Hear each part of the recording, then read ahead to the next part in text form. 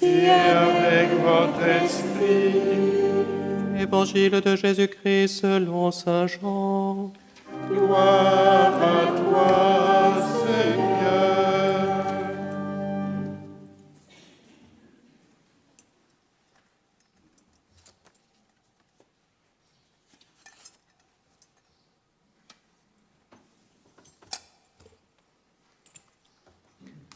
C'était après la mort de Jésus. Le soir venu, en ce premier jour de la semaine, alors que les portes du lieu où se trouvaient les disciples étaient verrouillées par crainte des Juifs, Jésus vint et il était là au milieu d'eux. Il leur dit : « La paix soit avec vous. » Après cette parole, il leur montra ses mains et son côté. Les disciples furent remplis de joie en voyant le Seigneur. Jésus leur dit de nouveau : « La paix soit avec vous. De même que le Père m'a envoyé, moi aussi je vous envoie. » Ayant ainsi parlé, il souffla sur eux et il leur dit : « Recevez l'Esprit Saint. À qui vous remettrez ses péchés, ils seront remis. À qui vous maintiendrez ses péchés, ils seront maintenus. » Or, l'un des 12, Thomas, appelé Didyme, c'est-à-dire jumeau, n'était pas avec eux quand Jésus était venu. Les autres disciples lui disaient : « Nous avons vu le Seigneur. » Mais il leur déclara : « Si je ne vois pas dans ses mains la marque des clous, si je ne mets pas mon doigt dans la marque des clous, si je ne mets pas la main dans son côté, non, je ne croirai pas. » 8 jours plus tard, les disciples se trouvaient de nouveau dans la maison et Thomas était avec eux. Jésus vient, alors que les portes étaient verrouillées, et il était là au milieu d'eux. Il dit : « La paix soit avec vous. » Puis il dit à Thomas : « Avance ton doigt ici et vois mes mains. Avance ta main et mets-la dans mon côté. Cesse d'être incrédule, sois croyant. » Alors Thomas lui dit : « Mon Seigneur et mon Dieu. » Jésus lui dit : « Parce que tu m'as vu, tu crois. Heureux ceux qui croient sans avoir vu. » Il y a encore beaucoup d'autres signes que Jésus a faits en présence des disciples et qui ne sont pas écrits dans ce livre. Mais ceux-là ont été écrits pour que vous croyiez que Jésus est le Christ, le Fils de Dieu, et pour qu'en croyant, vous ayez la vie en son nom. Acclamons la parole de Dieu. Louange à toi, Seigneur Jésus.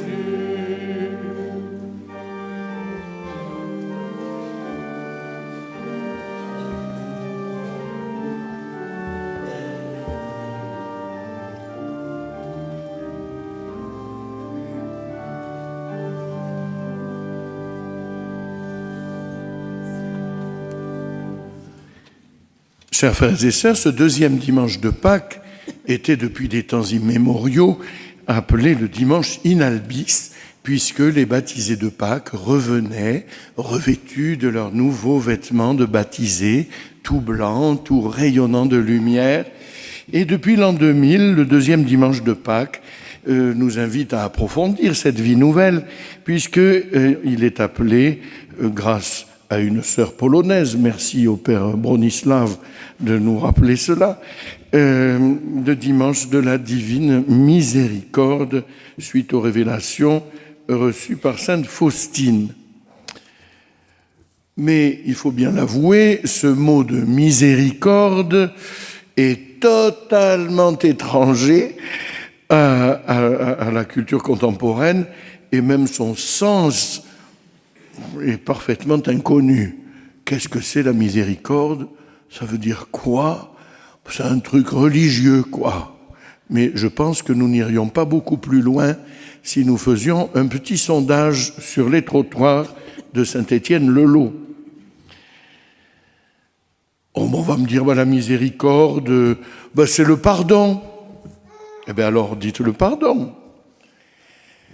Mais le pardon, ce n'est pas le tout de la miséricorde, c'en est un aspect, ou ce serait une conséquence même, de ce qu'est en vérité la miséricorde.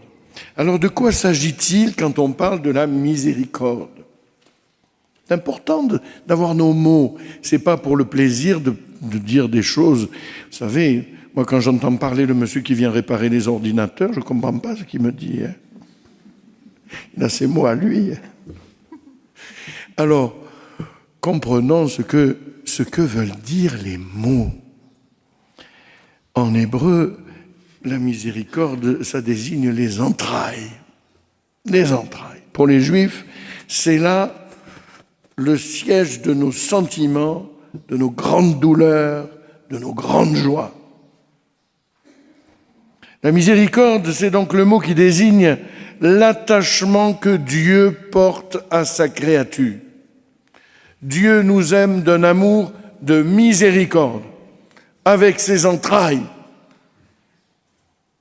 On dirait aujourd'hui que son amour pour nous le prend aux tripes, le remue jusqu'aux entrailles, le touche jusqu'au plus profond de son être. Vous voyez bien, ce n'est pas juste le pardon. C'est ce lien vital, viscéral, qui unit Dieu à chacune et chacun de nous. Alors quand j'entends les gens tout contents qui sortent après s'être confessés et être passés auprès d'un chapelain souriant, qui me disent « Mon Dieu, j'ai fait l'expérience de la miséricorde, c'est formidable, je me sens le cœur tout léger. » Mais c'est pas ça la miséricorde. C'est pas de se sentir le cœur tout léger. Faire l'expérience de la miséricorde, c'est découvrir que Dieu m'aime d'un amour viscéral. C'est ça que je suis appelé à découvrir quand je fais l'expérience du pardon ou de la confession. C'est que l'amour de Dieu pour moi n'est pas juste quelques gouttes d'eau bénite qui vont me laver de mon maquillage matinal, mais que la miséricorde de Dieu, c'est cet amour viscéral qu'il me porte, cet amour que peut porter un père, que peut porter une mère qui a porté son enfant dans ses entrailles, cet amour viscéral, c'est ça la miséricorde. Quand nous faisons l'expérience de la miséricorde, c'est cette expérience d'être aimé plus que tout. Nous pensions n'être rien et nous découvrons que nous sommes aimés plus que tout. On peut le dire d'une manière moins passionnelle, mais tout aussi profonde, en disant que la miséricorde, c'est la tendre proximité de notre Dieu envers chacune et chacun de nous. Voyez-vous, nous on aime bien que Dieu soit lointain. Dieu est là-haut. Ça me permet de faire ma petite cuisine ici-bas. Plus Dieu est loin, plus je suis tranquille. Seulement la miséricorde, c'est justement que Dieu vient près de moi. Il est tendrement proche de moi. Il est là. Et Jésus est venu nous manifester cette tendre proximité de Dieu. À travers ses paroles, à travers ses actes, à travers le don de lui-même, Jésus est venu nous montrer que Dieu n'était pas loin, mais qu'il était avec nous. Il nous dira, qui me voit, voit le Père. Et c'est important ça. Quand nous voyons Jésus, nous voyons le Père. Quand nous voyons l'amour de Jésus, nous voyons l'amour du Père. Jésus nous dit qui est le Père. Et il nous le montre en guérissant, en enseignant, en mourant, en ressuscitant. Tout en Jésus nous dit la tendre proximité du Père. Et il ne recule devant rien pour nous sauver de la mort que nous ne cessons de produire par nos péchés. C'est une œuvre de mort, le péché. C'est pas un petit truc pour rire comme ça. C'est l'œuvre de la mort en nous. Et le Seigneur ne cesse de lutter par la puissance de sa grâce pour que la vie l'emporte. Il nous veut vivants. Ceci étant dit, en quoi cette expérience puissante, profondément intérieure, peut-elle nous faire grandir en ce deuxième dimanche de Pâques? Jésus ressuscite, Jésus donne la vie. Jésus nous manifeste que sa résurrection ne l'éloigne pas de nous. Et il nous dit, soyez miséricordieux comme votre Père céleste est miséricordieux. Il nous lance un appel radical, à ce que cette tendre proximité expérimentée de ce Dieu si proche, nous en soyons nous-mêmes les témoins auprès des autres. La miséricorde, ça n'est pas une petite valise individuelle et portative à moi destinée uniquement. L'expérience que je vis est à partager. Il s'agit d'un véritable projet de société. Que cette tendre proximité de Dieu, eh bien moi-même, je la manifeste auprès de ceux qui en ont besoin. Et que je ne dise pas que fait Macron. Qu'est-ce que je fais moi? Comment est-ce que je manifeste cette tendre proximité? Quelle est la profondeur?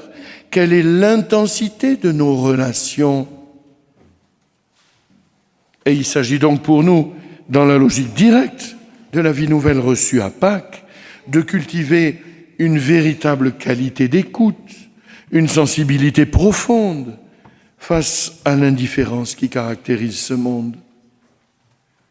Je ne peux pas me situer comme les autres. Si je fais l'expérience de la miséricorde, il faut que je sois miséricordieux comme le Père est miséricordieux. Il y a encore du travail. Mais comment voulez-vous que ce monde se convertisse et change si je ne commence pas par changer moi-même? Ouais, mais le jour où ma belle-mère, elle fera à ce moment-là, peut-être, mais non, ça ne marche pas comme ça. Ça ne marche pas comme ça. À la suite de Jésus, on pourrait dire que nous avons à cultiver une authentique vulnérabilité qui doit nous permettre de rejoindre chacun en particulier. Et bien sûr, les plus abîmés de la vie. La miséricorde, c'est cela. Ce travail de conversion suppose en moi une certaine vulnérabilité.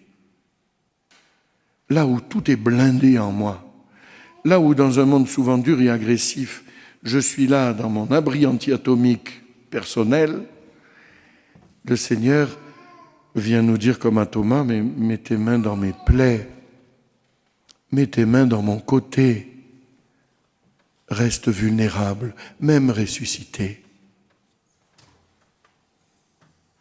C'est un travail intérieur et là où on nous exhorte à bâtir une vie, chacun dans son coin pour être bien tranquille, eh bien comme disciples du Christ, nous aurons à cultiver une qualité de relation toute différente, toujours neuve de cette belle nouveauté du matin de Pâques.